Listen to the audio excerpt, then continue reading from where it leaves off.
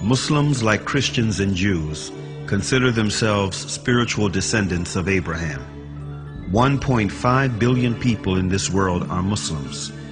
250 million of them are Arabs, and over 1.2 billion are non-Arabs. There are Chinese Muslims, European Muslims, American Muslims, Latino Muslims. 1 out of every 5 people in this world is a Muslim, which is enough reason to learn about Islam. It is important to realize that Islam is not just a religion, but it is a complete, comprehensive way of life. It's not something that we only do on Fridays, but it carries over into our workplace, our families, our communities, and our friends. Linguistically, in the Arabic language, the word Islam comes from the root word salama. And from this root, you can have 3 different words with 3 different meanings. The first one is submission, the second one is purity, and the third one is peace. Submission, purity, and peace. Surprisingly, the word Islam Islamically carries those 3 meanings. The word Islam Islamically means that if any person fully submits himself or herself to the will of God and worships God purely without any association with God, worships God alone, he or she should live in peace and harmony in this life and in the hereafter. So the word Muslim in the Arabic language doesn't mean literally a follower of Prophet Muhammad. The word Muslim literally means someone who submits to the will of God and worships God alone.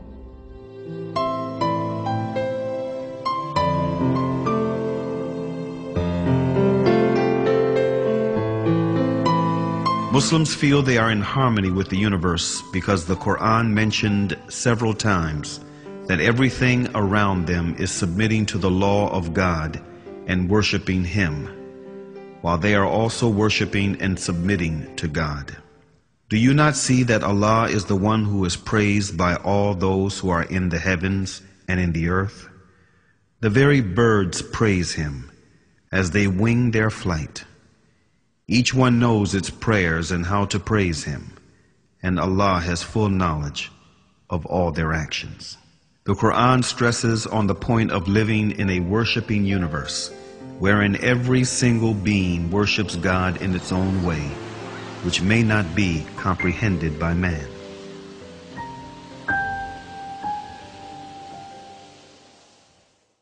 The Quran says, "The 7 heavens, the earth, and all beings therein declare His glory. There is not a single thing that glorifies Him with His praise, but you do not comprehend their hymns of His glory." These verses become very inspiring for me when I hear the birds twittering early morning or at sunset. I say, oh my God, can this be their 2 prescribed times of prayer? Or when I go to the lake and I see the ducks swimming in a V shape like that, I say, can this be a congregation prayer that they do? And this duck in the front, can it be the Imam duck? I look at the creation like musicians in a concert. Each one is playing one instrument, but at the end, all of them are contributing to the same tune. The universe is in harmony.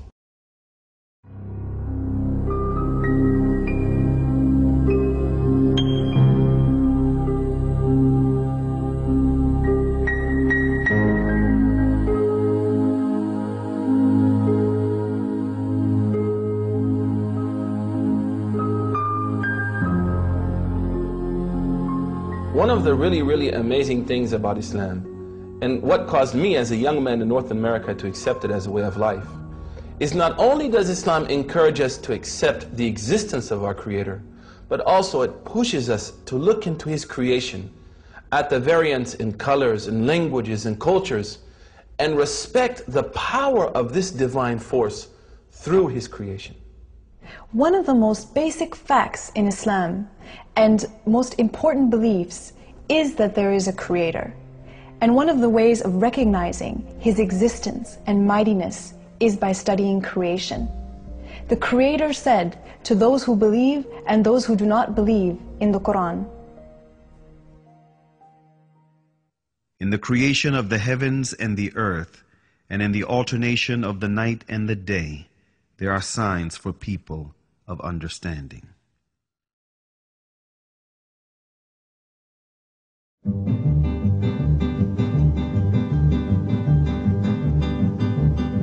After deep thinking, many ancient and modern philosophers reached the fact of the existence of a supreme being who created this universe and is maintaining it continuously.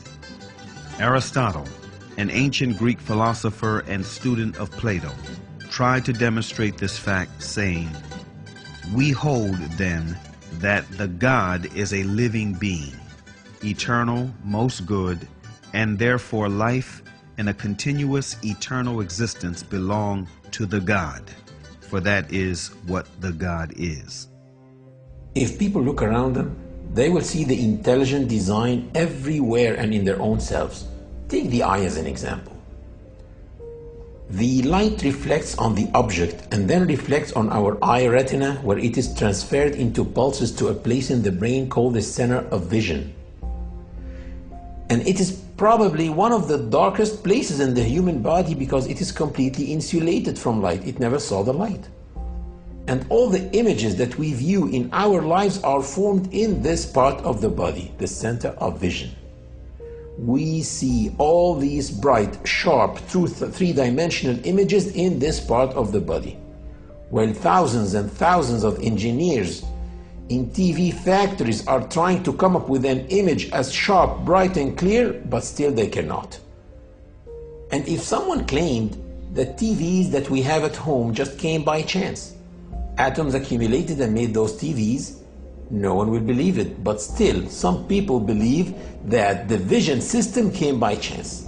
Same applies for hearing, taste, the way kidneys work, the way livers work, etc., etc. The Creator said in the Quran, "Were they created without a Creator, or were they their own creators?" René Descartes, a noted French philosopher and one of the most influential thinkers of modern times, was led to belief in God through doubt.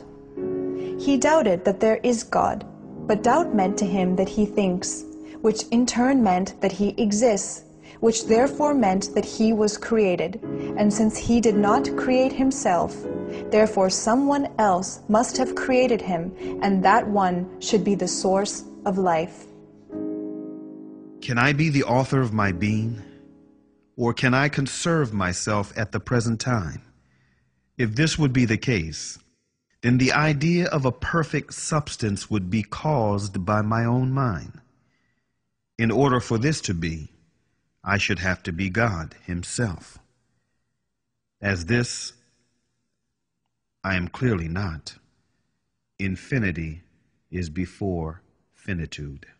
Immanuel Kant, one of the most influential thinkers of modern times, who is regarded as the last major philosopher of the Age of Enlightenment, was impressed by all the variations, numerations, and synchronizations in this world that make the existence of an omnipotent supreme being a fact. This present world presents to us so immeasurable a stage of variety, order, fitness, and beauty.